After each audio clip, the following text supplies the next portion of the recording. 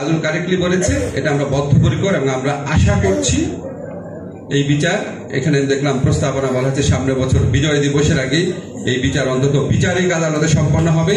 আমরা আগামী বিজয় দিবস গণহত্যাকারীদের শাস্তির রায় সেলিব্রেট করছি। সেকেন্ড হচ্ছে যে আচ্ছা, এখন আমাদের কিছু চ্যালেঞ্জের কথা বলি।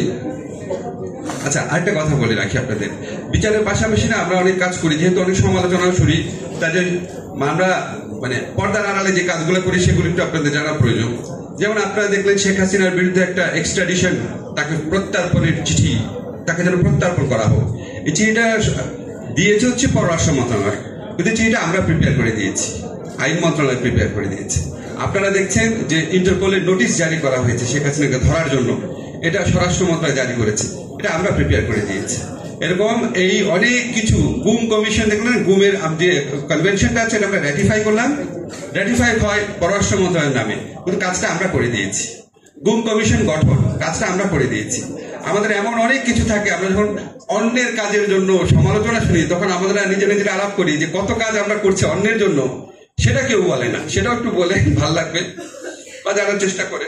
এখন আমার কাছে মনে হয় কি শুধু বিচার না, আমাদের এখানে না এই সরকারের কাজের ক্ষেত্রে কয়েকটা চ্যালেঞ্জ আছে। আমি সরকারের ভিতরে থেকে আপনাদের বলছি, একটা চ্যালেঞ্জ হচ্ছে এক্সপেকটেশন ম্যানেজমেন্ট।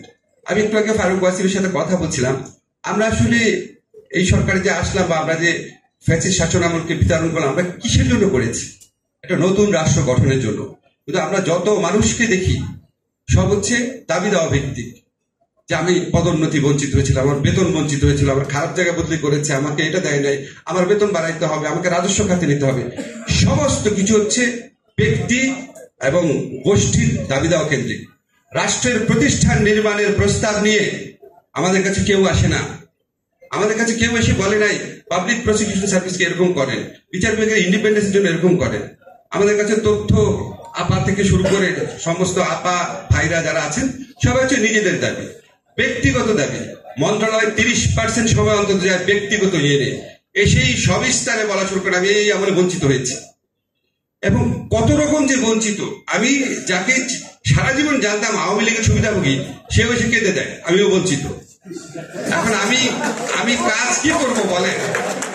আপনারা আসেন না, মন্ত্রণালয় যারা যায়, ওই যে ইয়ে তো গিয়েছে, দিদার তো গিয়েছে, আর আসাদার তাদের কথা জিজ্ঞেস করেন না কি অবস্থা থাকে।